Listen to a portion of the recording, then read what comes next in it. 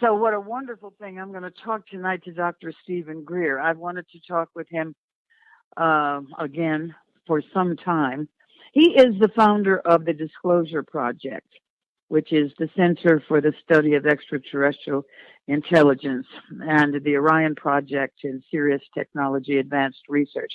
Let me just tell you that I think this is a really apropos moment to talk to Dr. Steven Greer because of what on earth is going on in this country with the election, the health, the mental health, and the kind of exposure of how angry everybody is. I am in a way glad to talk on September 11th. Of course, we all remember where we were and what we were doing. But Dr. Steven Greer is the father of the disclosure movement, and he had a wonderful moment in May of 2001, a National Press Club event, which I watched, and so did over 1 billion people. And he was talking about the existence of extraterrestrial life forms visiting the planet potentially, and the reverse engineering of the energy and the propulsion systems of those crafts. Now, since I live in New Mexico, and of course everybody knows about Roswell, I've been interested in that for years and years too. So I can't wait to talk to Dr.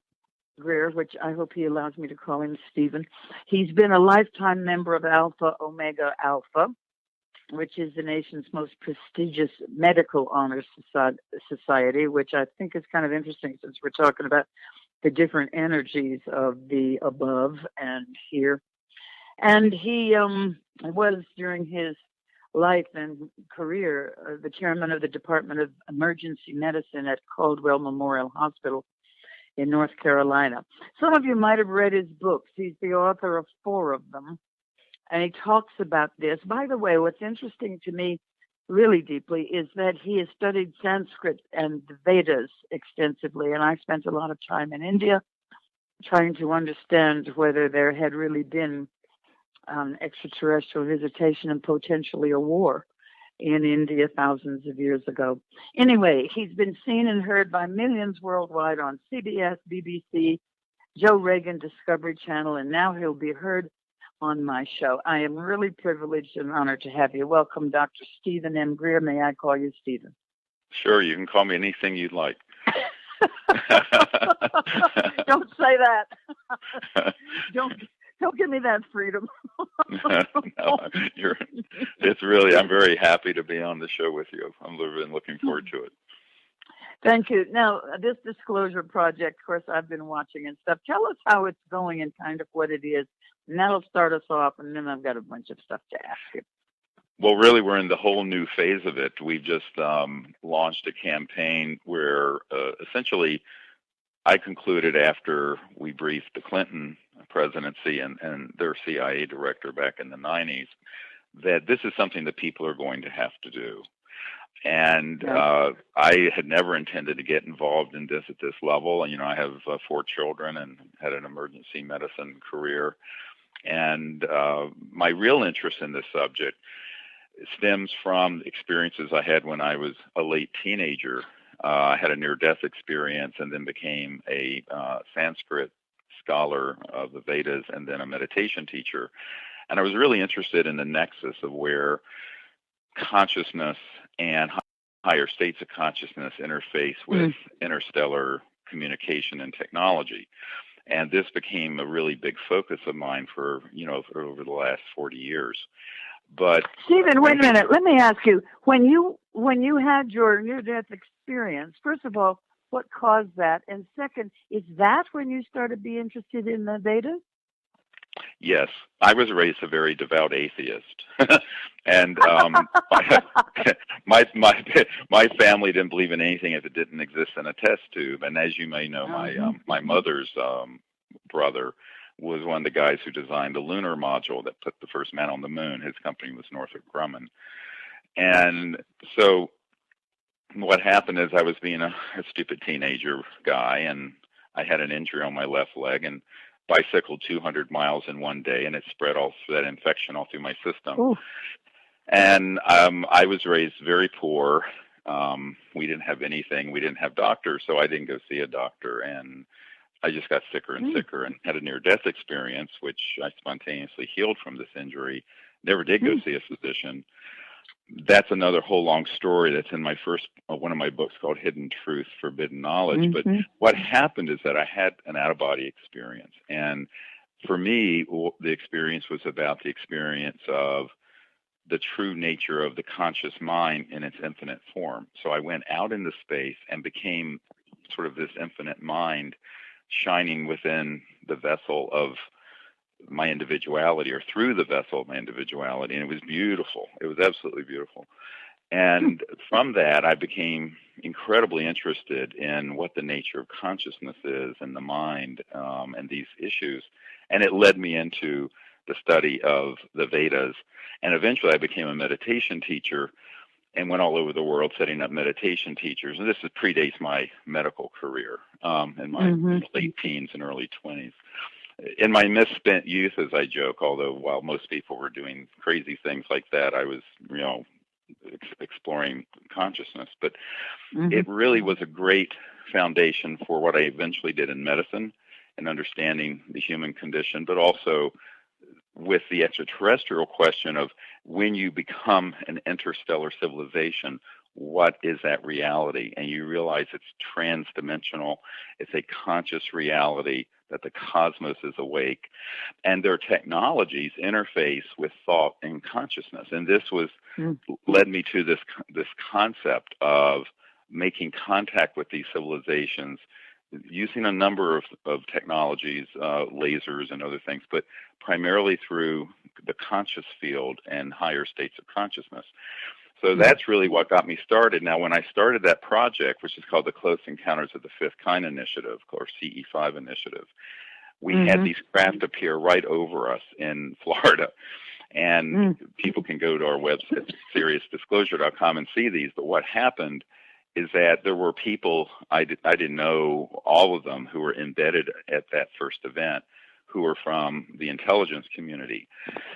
And these were friendly people in the military and intelligence community. Oh, really?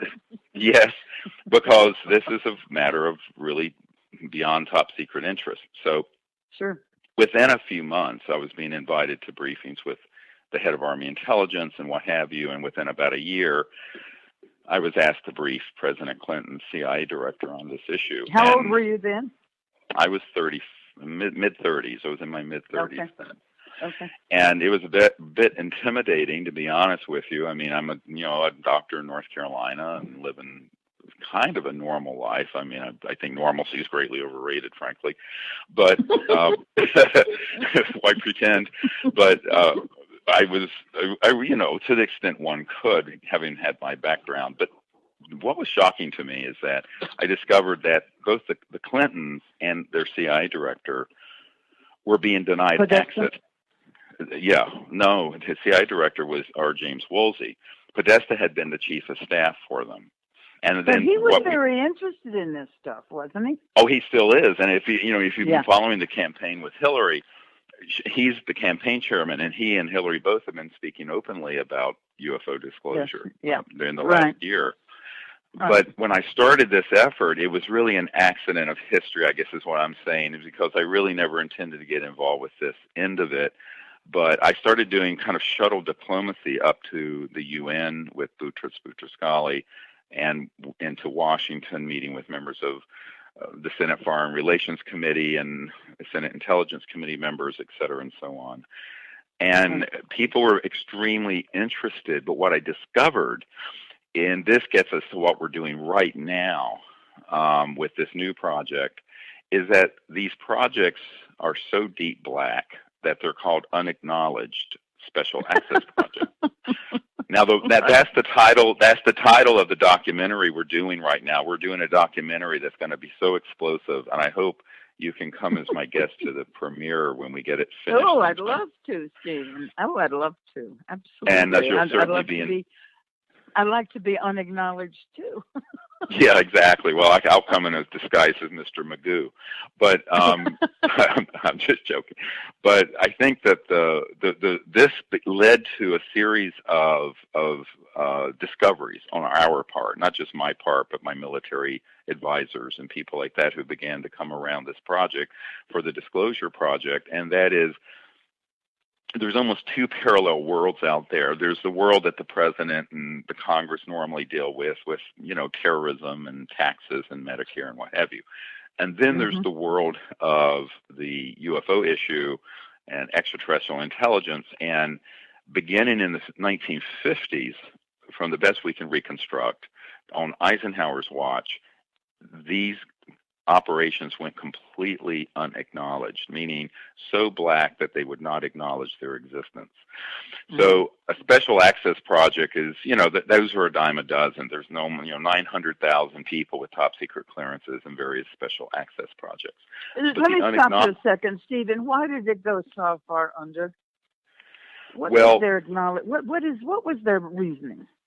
Well, the reason for it is because once they realized what the technologies were behind these interstellar vehicles, such as the objects that went down in Roswell, and they did. There were 3 of them, actually, that crashed there, not one. And once those began to be studied and they figured out the energy and propulsion systems, they realized that we would, if that was known to the planet, that we would no longer need oil or gas or coal or public utility. Got it. And there goes the global elite and the Illuminati and all the global rich people. Exactly. You're talking about hundreds of trillions of dollars in assets. So not billions. No one cares about $1 billion anymore, unfortunately. It's trillions. So what I discovered, and this is what I've discussed with the Honorable Paul Hellyer, the former Minister of Defense of Canada, who is actually he's a macroeconomics guy. And he said he didn't understand the secrecy, and neither did the CIA director for Bill Clinton back in the 90s. And I said, look, these technologies are so advanced that it would completely replace all the sources of pollution. We would have, instead of 48% of the world's population literally not having a pot to pee in, we would have a completely transformed macroeconomic system that would lift all tides, except for the uber elite that want to keep the world as it is. So once this was recognized, they slammed the door on this so hard you can't even, it was breathtaking. And they betrayed Eisenhower. This is why Eisenhower made that famous speech, beware of the military-industrial complex. I mean, he wasn't anti-military. He was a 5-star general, for God's sakes. Right. So, but the technology part of this is the part of the story that has never been told. And this documentary we're doing, which right now is one of the top crowd-funded documentaries in history, called Unacknowledged, we're in post-production right now, has dozens of these top-secret whistleblowers, military whistleblowers, including one man who admits to the extent to which he, as a counterintelligence officer, carried bags of cash to people in the mainstream media to get them to cover this story up. So, no, we have amazing. In fact, I was just in New Mexico in July interviewing this lieutenant colonel. And so what you discover as you go through this narrative is that it's really not that hard to understand what the secrecy about. It's really about power and lots of it. It's really basically about money. And money. But money is really a symbol for power, you see. Because when you talk about money, for me, is can I put my kids through college? Money for these guys is a symbol for massive macroeconomic geopolitical power. But let me insert a question here, Steve. Sure. When you look at, because I figured out quite some time ago that technology was the reason for the secrecy, because that would render ineffective the money and power of the global elite, whatever you want to call them. Sure. But what I'm wondering is there another off-world civilization who likes the idea of the money power symbology? Keeping I see. That's a popular idea. I don't see any evidence for it. I think actually what's happening is that if you look from 1940s to now, their big concern is that we have become an existential threat to not only ourselves, but potentially to other star systems. Because the universe. well, it's not just hydrogen and bombs and atomic bombs, although that started the whole modern era of UFOs being seen, but they've been around for thousands.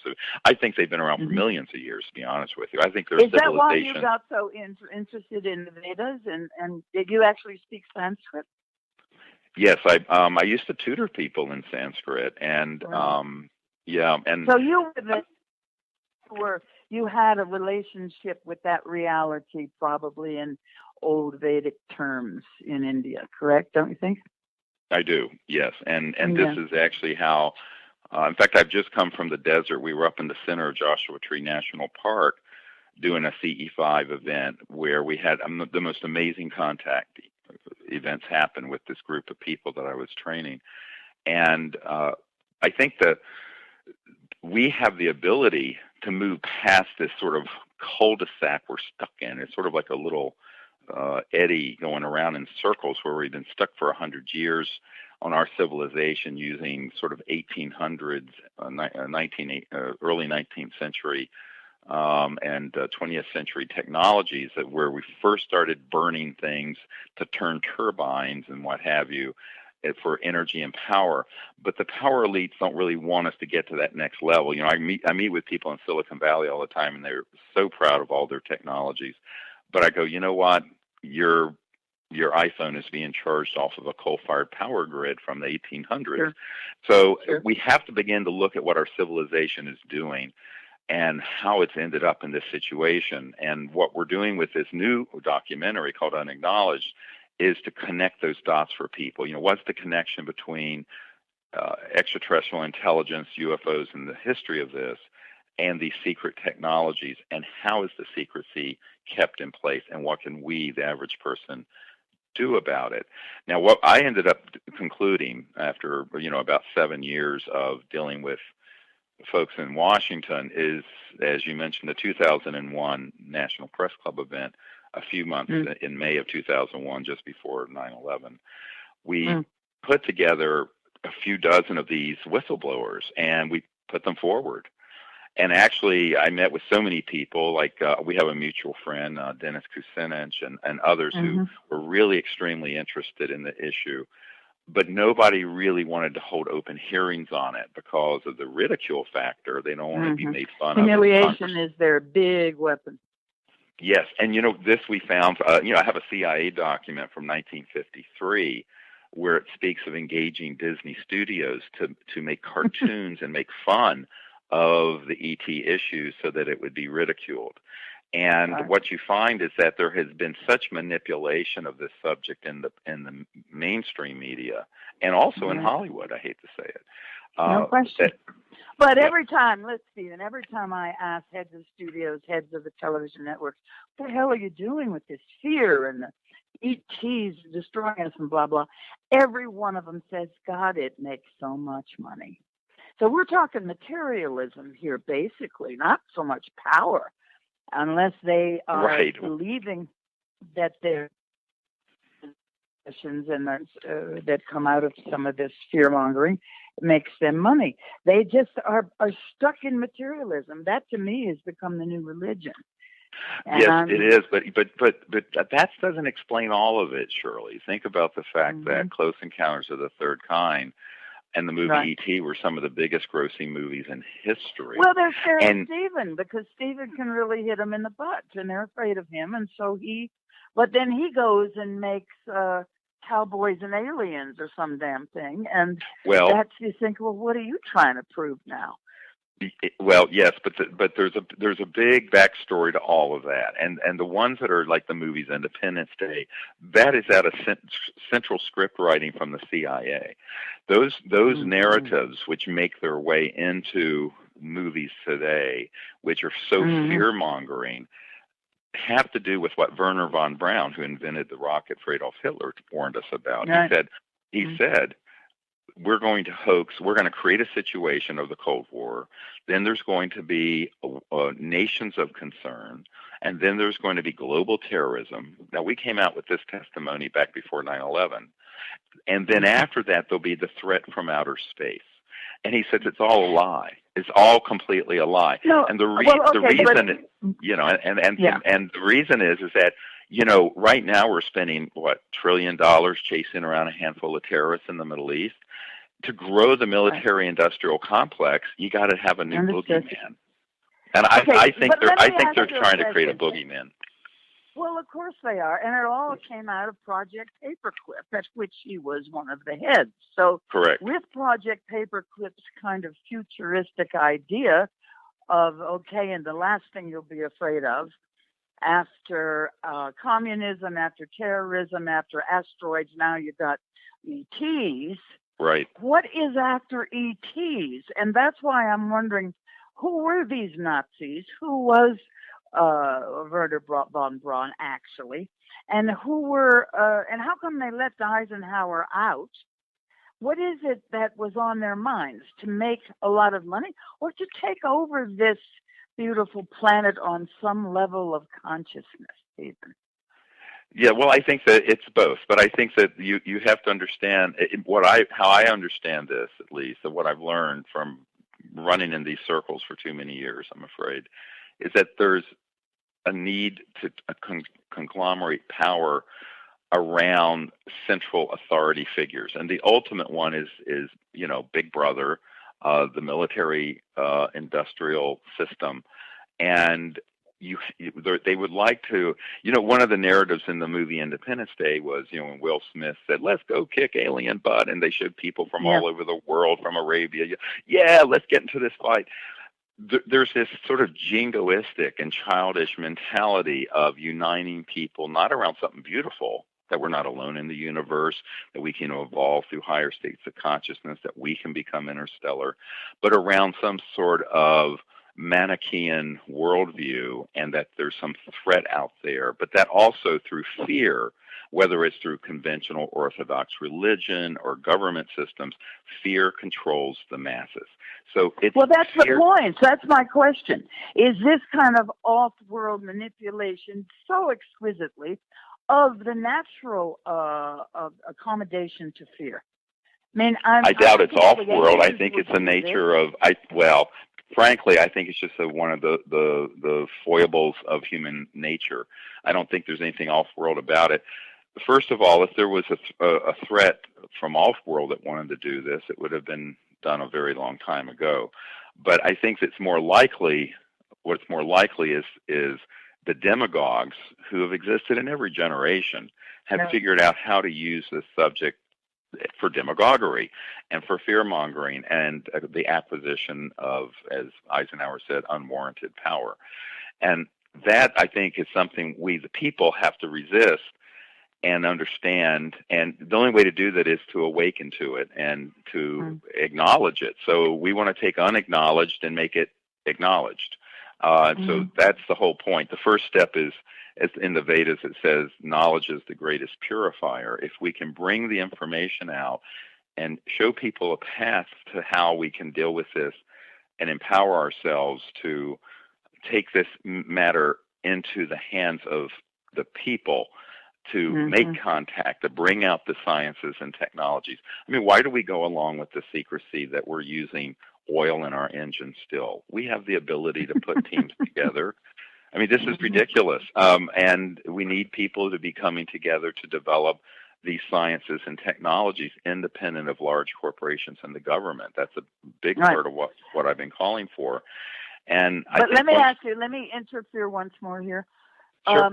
And I think what I'm going to basically bring up is religion is a huge reason for this. Because if the technologies of these other star nations are not anything separate from consciousness, even, if the technology is literally the speed of consciousness and they have learned how to manipulate their own tie to the complete enlightenment of themselves, then what is the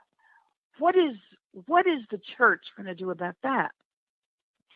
Well, they're going to have to grow up. And although, I had a great conversation at the Vatican about this, and with Monsignor Balducci, who is a senior advisor to the Pope. and his view on this was actually quite enlightened and understands now. The problem with all of this happening, I had a man at the Jet Propulsion Labs I was meeting with who had imaged some of the really old structures on Mars. You know, Buzz Aldrin has called for going back to Mars and examining the obelisks and other things that are there, and they are there. And this man said, I said, well, why don't you at least disclose those? Because those are ancient. He says, because it would collapse the orthodox fundamentalist belief systems of every religion in the world. And I said, well, good. And he said, no, you don't understand what kind of power there is in that system. And this was a scientist telling me this, not a religious person. And when I had this how did the Vedas, in the ancient Indian times of extraterrestrial violence, and you have to go along with that, right? I mean, that is really what so much of the Sanskrit has been translated to mean. The Mahabharata, etc. They are talking about off-world violence, right, Stephen? Well, no. What they're talking about are how I interpret that is that there's nothing new under the sun. There have been ETs having contact with humans for a very long time. There have been other civilizations that have had contact and developed the technologies as we have done covertly, and then ended up weaponizing them. I think those were humans who did that. So I think there's but how did the old Sanskrit texts who discuss these technologies in terms of how powerful they are violently, how did they come to terms with what they learned? Well, I think eventually it ended up being, if humans use this kind of technology violently, it means that civilization eventually becomes extinct. And I think there have been civilizations on Earth that are human that have come and gone because they've made the same mistakes we're making now. And I think the big challenge right now is whether we're going to make the same mistakes over and over. You know, Ben Rich, the head of the Lockheed Skunk Works, the super secret Skunk Works, said, we have the means to take ET home. And he admitted that we already had developed this level of technology, but because it's being handled non-transparently, covertly, by a lot of people who, quite frankly, are sociopaths, there is a risk of this. And I think this begins to become the central question is, do we come together as a people and say, yes, these technologies exist, and they've existed for a very long time. Do we put them to the use of enlightenment and free energy and a new civilization and a sustainable level one civilization, as Michikaku would say, or do we slip back into what happened where it talks about in the Mahabharata and the Vedas of some kind of weaponization of it that ends up being calamitous? Right. That is our decision right now. It's our choice. And I think the prime directive, I hate to sound like a Star Trek person, but the prime directive really is in play here. And there's a tendency for people to try to blame things from outside the planet or outside humanity, and I say no. Instead of taking responsibility for it. Bingo. And I think we have to take responsibility for our own consciousness, our own actions, and our own future, and manifest that future. And if we do not take responsibility for it, then there are these other kinds of folks who are going to step into the vacuum. So the sort of complacency and apathy of the masses is what has to change, because there's always going to be a power-hungry sociopaths, whether it be Hitler or Stalin or Dick Cheney or whoever it is, who are going to step into that vacuum. And I think we have to ask ourselves, well, why are we allowing that? And I always say to people, there's only one problem with nice people, is that they're nice. Nice people get overrun by these psychopaths. So we have to be, in this sense, Shambhala warriors, spirit warriors who stand up to these elements and speak with a clear voice and come together as a people. And I think then we can make this change. Every, whether you're looking at the ancient Hopi tradition or what's in the Vedas or where have you, there is this sense that right now, the time we're living and right now is the time where we can either slip into destruction and sort of this eschatological end of the world nonsense, or we can actually create a whole new civilization. And this is our choice. This is our free will to do this. So it's an existential crisis, and I think it's not been dealt with well over the last. Well, I think the mistakes that were made, frankly, were before I was born. I was born in 1955, so by then the die was sort of set on the path we're on. But I think that everyone who's between the ages of senility and puberty is sort of have the responsibility now to make this change happen in a way that's towards enlightenment. Now, what do you think of the decision that Oppenheimer made, who, as you know, was he was actually fluent in Sanskrit, etc. And he picked, being from New Mexico, I don't know why I'm living in a place of such ancient, technologically superior peace, Hopi, many of the old Indian traditions. Why did he pick New Mexico? Okay, not because the trees were there and he went to school. No. And when I finally realized that he picked Los Alamos for the weapon of mass destruction was because the energy here in New Mexico is containment energy. So he had to go ahead and do it at the behest of, I guess, all the politicians, and certainly Truman gave the okay, and all of the nuclear scientists who said, we've got to do this and stop the war. What do you think of his decision to go ahead and open up the atom in an environment through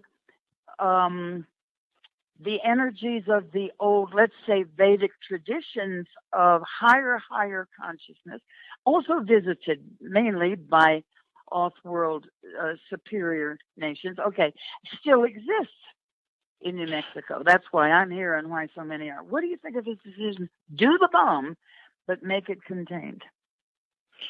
Well, I think, of course, this is probably a story that's happened before where society has reached this point in technological development and has self-destructed. And if any, imagine what the technologies are, surely, to go interstellar, to go from one star system to another. They're much more sophisticated than the atomic bomb or the hydrogen bomb.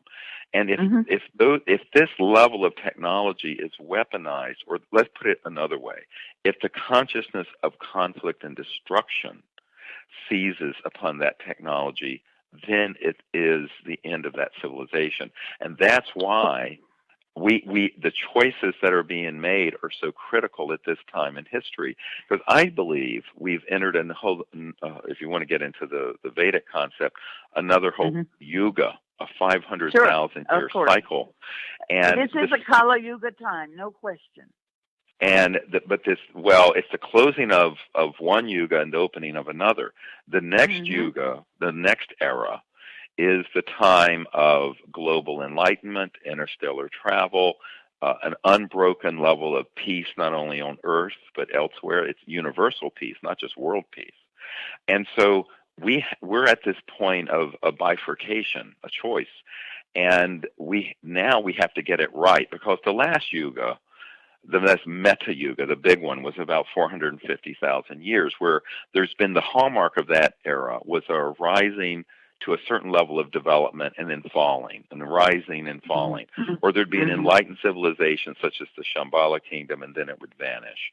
Now, the hallmark of this next yuga, is how I understand it, is that the entire globe of the earth and humanity will reach to a point of global peace, but also interplanetary relations and peace. And that is the next big step. So you can't fight the last war. You have to look into the future. What does the future hold? And I think the future is actually quite beautiful if we can get these issues right this time. But it really is a spiritual and consciousness problem as much as it is, or more than a technological one. But at the same time, if we don't get the technology right and we stay on the path we are now, we're going to destroy the biosphere because of how stupidly we're living on it. But Stephen, they're the same thing. The technology of the spirit is the fuel. Yeah, well, That's what I actually, have understood, and therefore it's not separate from consciousness. no, It it's not is separate. the consciousness. Yeah. So that the Well, technology of interspace travel is all in the heart and in the mind, not somewhere where you put it into a tube and shove it into your craft. well, there's both the consciousness that goes with it that allows that to happen, but also there are sciences. There are very specific sciences that allow for what are called transdimensional physics. And I know guys who work in these laboratories where they do this stuff. But they're still relying on it being separate from the potential of their own consciousness. The yes, and this is the big problem. The people playing around with this kind of fire don't have the requisite level of consciousness to be doing it properly. And this is where you have the wrong consciousness seizing upon a technological capability, and that's where it can go sideways. So no, I disagree with that statement. I don't think there is a separation. The psychological, the consciousness attitudes separate from the technology. No, to me, they're the same. So when you realize, my God, we're talking about ourselves, not technology, right, that you are the technology. We are the fuel, period. Once you get that clear in your head, the scientists, they've got to come out of this closet, too, of not understanding that their transdimensional technologies are in their own hearts and their own minds. Right. Oh, yes. Well, that's totally true. But I'm talking about from the level of consciousness where they're operating. From the level of consciousness of what you're discussing, all of this is that. And that the conscious mind, basically everything is consciousness. But when you begin to differentiate it into different spheres of relativity, and you get into what I call increasing levels of non-locality. Everyone thinks it's either pure consciousness that's unbounded or very fixed relativity. And in reality, there are degrees of that.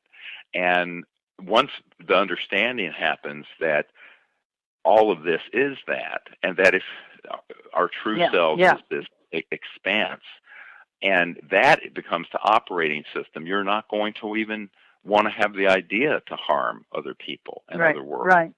So let me ask you something in relation to all of your studies of contact, perhaps, or whatever. Do you think there is no conflict, there is no polarity going on between other star nations themselves, never mind Earth? Well, I think that if there was a conflict, it would have been resolved instantly. Why? Why don't we know anything about it? Here's the problem, and I know I'm talking now with a science hat on. I know people love to get into these sort of battles and what have you, but I don't view it that way. The way I view it is that if a civilization has reached our level of development and hasn't chosen this state of universality of peace and universality of consciousness, they're going to self-destruct, just like we're about to. And so it's I call it the imperative of consciousness in interstellar civilizations. In other words, to become interstellar, you have to, at the minimum, have become a level 1 civilization, or you implode on yourself. Well, now, I don't know about that. I don't know. Well, you can't prove a negative. All I'm saying is that if there were civilizations out there who really wanted to close out this deal, it would have been done in 1945. Because I don't know that Earth has that much to do with it. I mean, look, the level of consciousness and technologies that would attend interstellar transdimensional travel and teleportation, if it was attached to a conflict, that it would last a nanosecond before it's all over. No, so, but wait a minute. How do you wouldn't have to necessarily have conflict, although tell me how that's possible, between the point of views, and this is what I'm beginning to understand.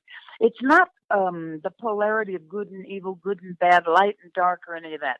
Suppose the polarity is the consciousness of collectivization of the spirit as opposed to the individualization of the spirit. And those are the two polarities. Now, that's a different kind of war.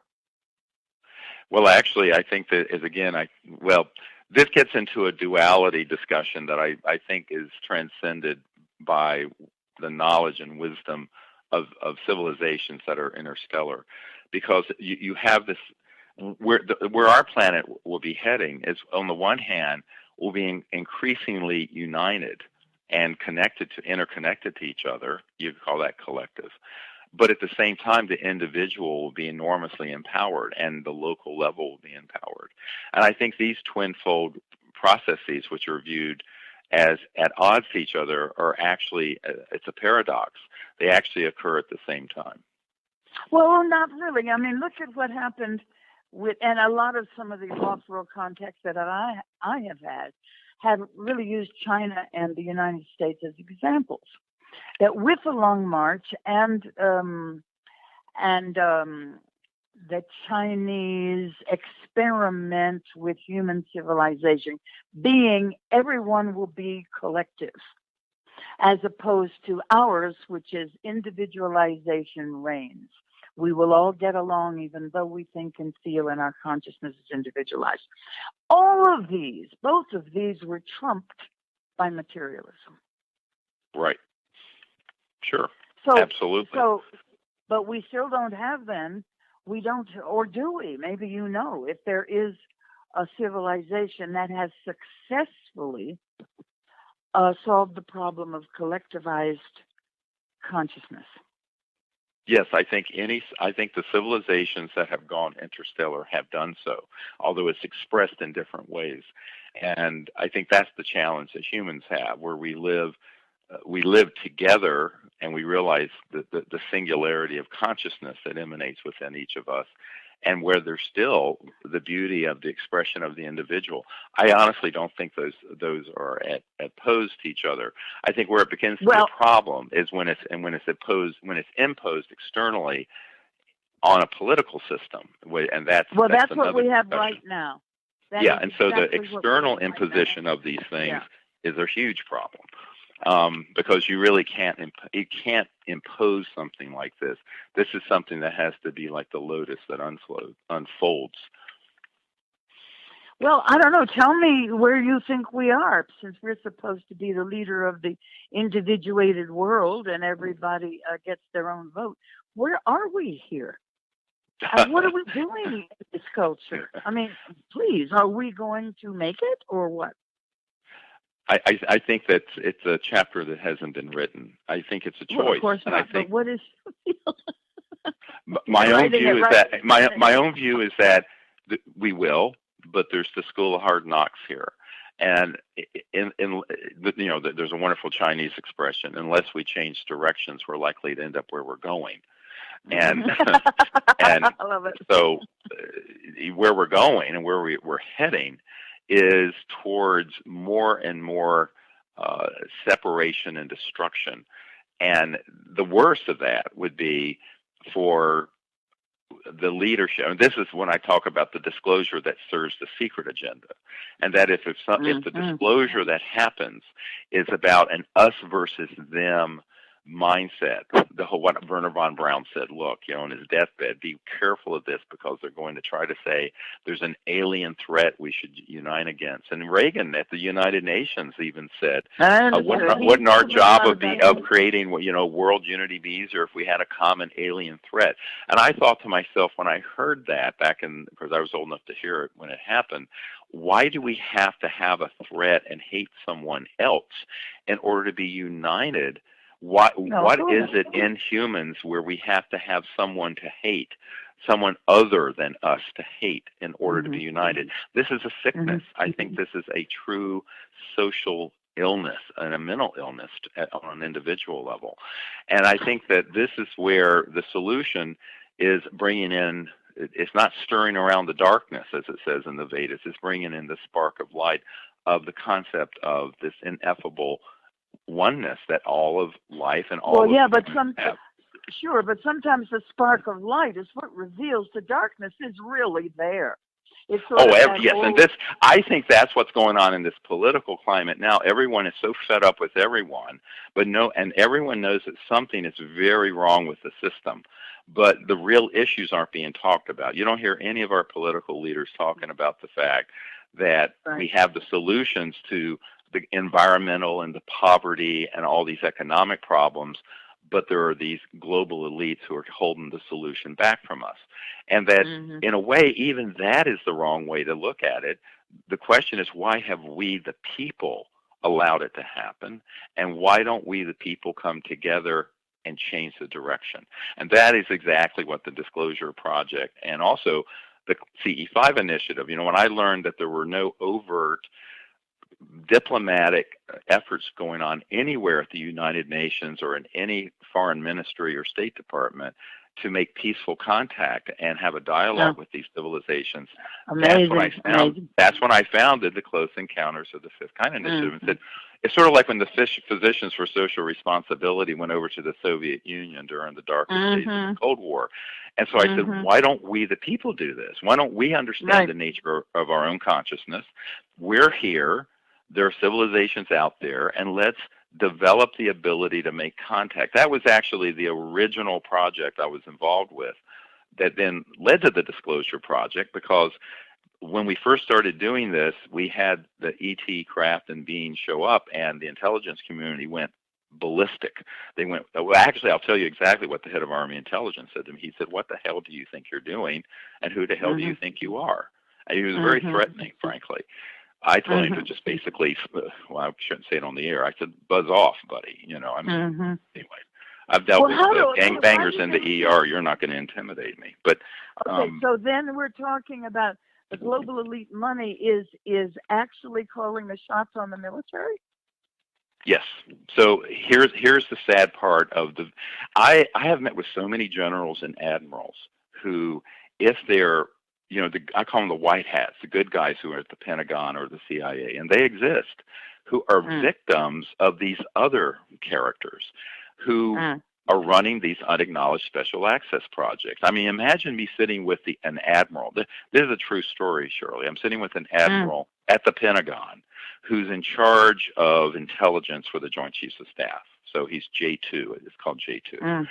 And I go in there, prior to the briefing, it's a stand-up briefing at the Pentagon, I give him a document from Nellis Air Force Base, Area 51, that has the project code names and code numbers of these unacknowledged special access projects, USAPs. And before I got to the meeting, he had tried to contact one. And Admiral Wilson, when he contacted this compartmented operation, they said, "Well, sir, you don't have a need to know." And he says, "God damn it, how can I not have a need to know? I'm the head of intelligence for the Joint Chiefs of Staff." And they said, "Sir, we cannot discuss this with you." And they hung up on him. So by the time I got to the Pentagon, he was so upset. He was so afraid, not at me, but of this situation. So you have people who are trying to do the right thing, but who understand that there's this dark and subterranean program that evolved or devolved in the 40s and 50s. And this is when the whole thing went off the rails. Eisenhower actually wanted to not go in this direction, make open contact with the ETs, and not do the secrecy. So did John F. Kennedy. But these maniacs and warmongers and misanthropic money whores ran amok of it. So I think this is, there's a 50 or 60 year history here that the public has no idea of what has happened. And that's what's in this documentary, Unacknowledged, which I hope people will look at. I hope they'll support it. They can go to fundraising.seriousdisclosure.com and contribute. Right now we have about 3,500 people who've contributed, and we're in the final stretch of this. But we're also, for anyone listening, we're making a call for people to be whistleblowers. If there are other people who want to come forward beyond the ones we already have, they should contact me immediately, because we're in post-production. We've already filmed. But, and good for you, Stephen. Fantastic. Just the word whistleblower. Definition is humiliation. I mean, think of another word, which is not Well, been, it's people who are telling the truth. It's the truth. yeah, It's a yeah, cosmic yeah. truth commission. We need people to be in the Okay, cosmic. good. Okay, here's a cosmic truth commission, just like there happened after Rwanda and in South Africa with That's right. apartheid Exactly. and the racism. There needs to be a cosmic truth commission where people come forward and tell the truth. And the problem is, I have interviewed about let's see, about 750 or so of these sort of men and women who have been in these projects. We have 120 or so of them on videotape. The ones that have contacted me lately are so intimidated because in these unacknowledged special access projects, it's made very clear, we're going to take your pension, but if you talk too much, we're going to kill you. Now, there's a member of my team who was, he's a naval commander, who was in one of these unacknowledged special access projects, and they were taken to an underground facility not far from you. And we're basically told, look, you talk about this, and there's a bullet with your name on it. It's going to find you. Right. So a lot of times these people are so intimidated. And this is well, where... listen, Steve, all they have to do is use me as an example. Just keep on talking. My big, big cloak of protection is they think I'm a nut. Just go ahead, be a nut. Yes, and the media is complicit in that portrayal. But remember, this one of the great interviews we got for this new film is an Air Force counterintelligence officer who says, "Oh yes, I used to carry bags of cash to people in the mainstream media to get them to do that." So this is how the system works. Anyone listening, if you think you have a free and impartial media, or if Hollywood is free and impartial, it's so mobbed up with the intelligence community you can't even imagine. No, well, here's another way I did it. I would call Johnny Carson's writers, or I would call David Letterman's another thing. He's a little off planet for me. But most of these guys have people who write stuff that would make like Shirley MacLaine jokes. So I would say to Johnny and them, let me help you write the jokes. So I was part of the comedy element of it all. And that's how you end up endearing yourself to the public, as long as it's funny. If it's not funny, you're sunk. So fix it so it's funny, and then it works.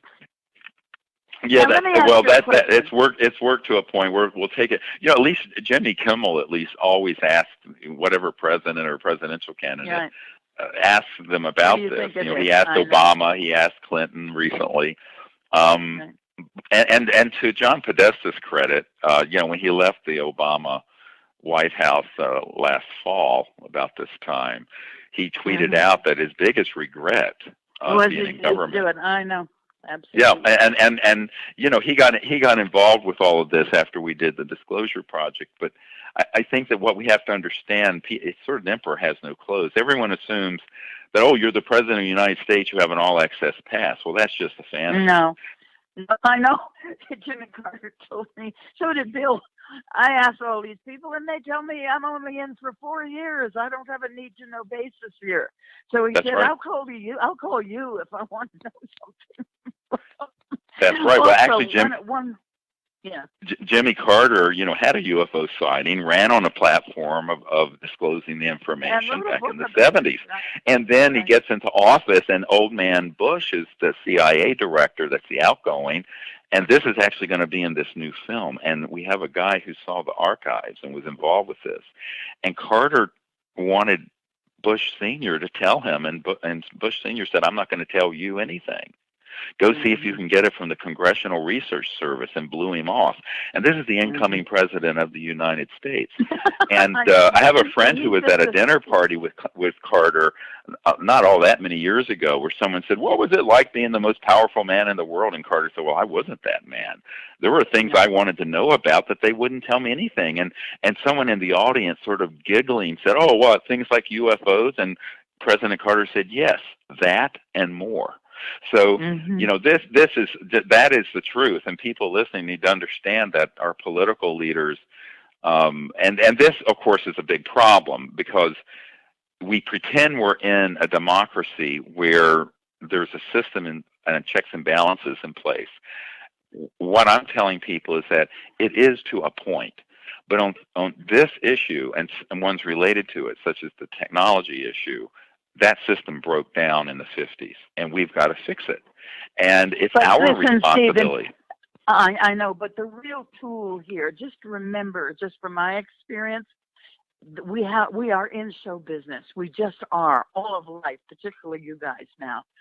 So that if you understand that all of the application of the things you fear most in show business, which is they won't like it, you'll be humiliated, they'll laugh you off the stage, they'll never invite you back, blah, blah, blah. That's what we're suffering from. If you just go ahead with your new truth, as you're discussing now, it might be an entirely, first of all, you'll have a different way of bringing it up. There won't be fear there. We're in a world where we express an admiration for individual experience. Here's mine. Now, in relation to this, tell me what experiences did you have at that week in Joshua Tree? What happened there? Well, we had some beautiful experiences. It's based on the concept that we go into we use meditation, and then we go into a state where we remote view deep space and make contact with these civilizations. And we had we had these two things that looked like stars that appeared, and they moved over, and we had a guy take an infrared picture, and it's this entire, like a giant extraterrestrial space station that's in the photograph.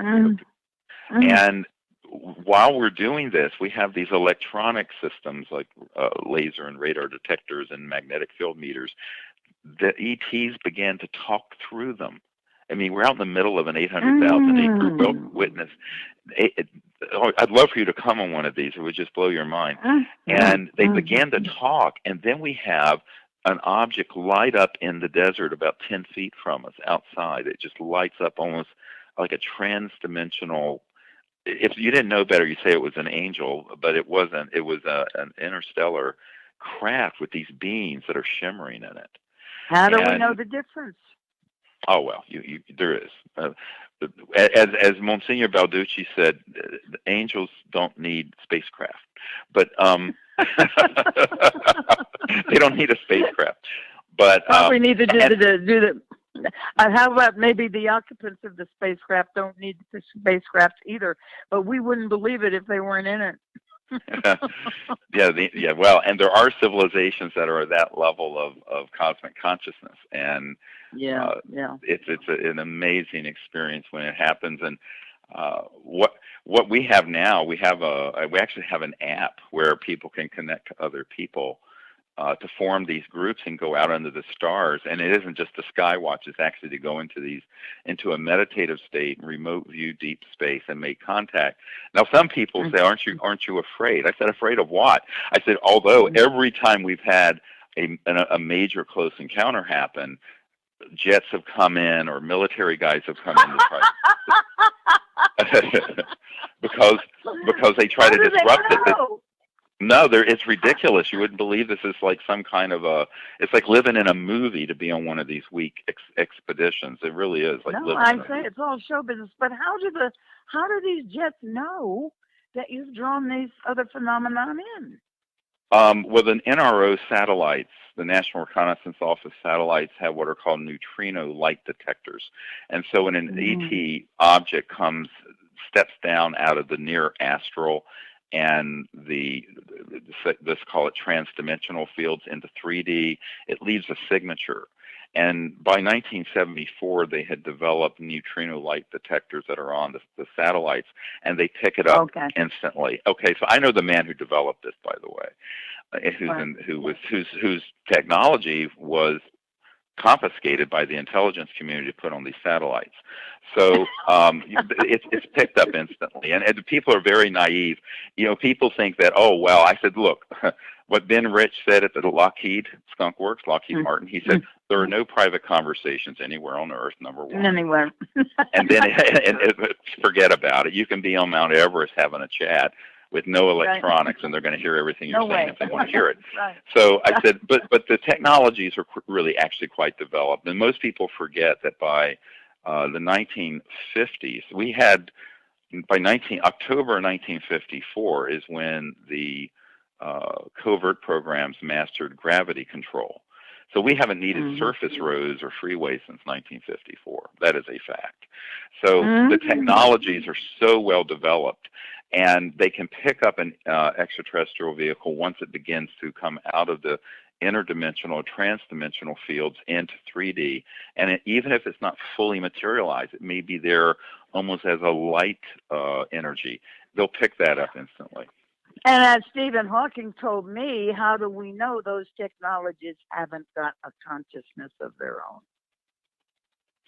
Actually, the main thing that I came forward with in 1990 was a paper talking about consciousness-assisted technologies and technology-assisted consciousness, where there is a perfect interwoven nature of the consciousness and the technology. And this is actually a whole area of science and that I discuss and give. In fact, I'm going to be at Paula Harris's conference in Nevada at the end of, I think it's November 12th, actually, in Laughlin, Nevada. And this is going to be the focus of what I'll be speaking about, is where consciousness and technology and the extraterrestrial phenomenon all come together. And that there you go. Absolutely. It's the central focus of what I'll be discussing, because if you don't understand the nature of what's inside yourself, the nature of consciousness and mind, you're never going to understand the interstellar civilizations. Exactly. That's what I'll be discussing at there in Laughlin. Laughlin, huh? Oh, that's the seat of a lot of these places. Okay. Why is it so funny? It's like the joke. The best and most intelligent thing that the devil ever did was to make people think he doesn't exist. Hello? Yes. Well, and also, the truth is actually within everybody. And once you understand that the consciousness that we have, the singularity of consciousness at that level, that every dimension and every star system is folded within each person. We're a conscious quantum hologram. In other words, but that is why I'm very interested in the Orion point of a collectivization. That's fascinating to me. And their home world got destroyed. So why are they doing this? By the way, do you have an answer for that? Well, I think that there, as I said, there's nothing new under the sun. Not only have there been civilizations on Earth that haven't gotten this right, there are civilizations on other planets that haven't gotten this right. And are in the midst of it. And so, yes, but we're in a universal moment. So you can't judge the future by the past. The cycle we're entering, as I understand it, is not just an Earth cycle. It's a cosmic cycle. And so we instead of perseverating on the screw-ups of the past, we better start visualizing and apprehending and manifesting the good future of this next yuga. That's really what we need to focus on. Okay, but how do you plan a future? You must look at the present. How do you evaluate and imagine a future where Donald Trump is the president? How do you do that? Now we are getting it. Well, you know what? Who knows? Even a broken clock is right twice a day. So it could be that. maybe he's the cosmic comic extraterrestrial. Maybe that is. Yes, but at the same time, who knows? He may have he may just be enough of a wild card when he finds out that all this chicanery is going on, that he'll say, "Screw you! I'm not going to put up with it." So who knows? I don't, on the political level, I sort of am an agnostic, and I go, when it comes to policy and what have you, it's one issue. But when it comes to this subject, I found that it doesn't matter if you're left or right or whatever it is. These power elites are going to do circles around you, and I don't care if you are a billionaire. That doesn't mean anything to these uber power elites that are really running the show when it deals with these large transnational. Right. They're owned by their own money. Oh, they print it, don't they? And so it's digits on a balance sheet, but on top of it, when you're dealing with the power of these large interlocking corporations that are international, and what was it? A mainstream Swiss organization concluded there were about 17 families and corporations that pretty much run everything. And so, I always say that it's masters and slaves, and guess what? We're all slaves on someone else's plantation. But no, but the masters are slaves to their own stuff. Exactly, and what we need to do is we need to realize that we're going to opt out of that system and just say, no, we're going to move on. But part of it is that actually the very comical part of this is that people are brainwashed into thinking they can't do anything about it, and realizing that you have within yourself the ability to do something about that is the first step to the enlightenment and the liberation. Mm-hmm. Okay, most Steve, people great. say, "Oh, what can I do? I'm a housewife in Poughkeepsie." Well, actually, you can do a lot. Right. You can do a lot. I mean, my joke is, I'm a country doctor from North Carolina. Right. I live in Virginia now. House somewhere. Where from Virginia? Well, near the University of Virginia. I have a farm near Thomas Jefferson's home. Oh God, I love that. They're going to honor me at the UVA in around November 4th. I'm coming back. Oh, well, let me know when you're coming because I'm my home is right there. Okay, I'll get your number from Britt, and maybe we really will get together and talk about this, and you can come and see them honor me. I would love that. I would love it. And if you have time, you can come out to my farm in Virginia, and we can have a drink and look at sunset and talk about all of this. God, and just go to Jeffersonian material, anything to get back to him. Exactly. Okay. Yeah. Well, interestingly, if you read Thomas Jefferson's material, he warned of the unchecked power of the corporations overrunning democracy. I mean, Jefferson was, a bit of apparently he was a pothead, but on top of it, he was one of the. I didn't know that. Yeah, he was, but he was something of a real visionary. Sort of, he was very prescient about the time we're in now, where the corrupting influence of these sort of transnational corporate interests would overtake what they wanted to put in the new our experiment. The experiment, the democracy experiment. Yes. Yeah. Right, and Ben Franklin and all those, John Adams, whom I'm related to apparently, they all believed in the plurality of worlds. And absolutely, and discussions about that. Yep, absolutely, and they had a deep understanding of almost at a metaphysical level of this. And, yeah, we should dig out some of that material in some of Ben Franklin's letters about the beliefs and the discussions they had as they were forming this new republic, and expose that this is the reason why we are Americans, or trying to be, because of this exposure to the understanding that we're not alone. Well, I know, yeah, we should. And it was funny, I had a knockdown drag out with this nut job who was telling me that, well, there is no separation of church and state in America. This is some, fundamentalist Bible thumper. And I said, excuse me, my family were literally the first losers to be prisoner of war with the British, trying to escape from people like you. And the person was so shocked. I said, you have no idea what America's foundation is. And I'm not shy about expressing my opinion, but see how it's all show business, Stephen. It's all about what an entertainment is this. It's like some dumb, stupid, late night show that we're doing all day long. Well, yes, it is on one level. On another level, it's all very. It's all very serious and inspiring, and I'm confident that we can go forward and sort of renew globally the promise of a civilization that I think we began to have a glimmer of a couple hundred years ago. Oh God, I hope you're right. Oh boy, thank you. I'm going to call you. I'm going to get your number and bother you. Great. We'd have a great time.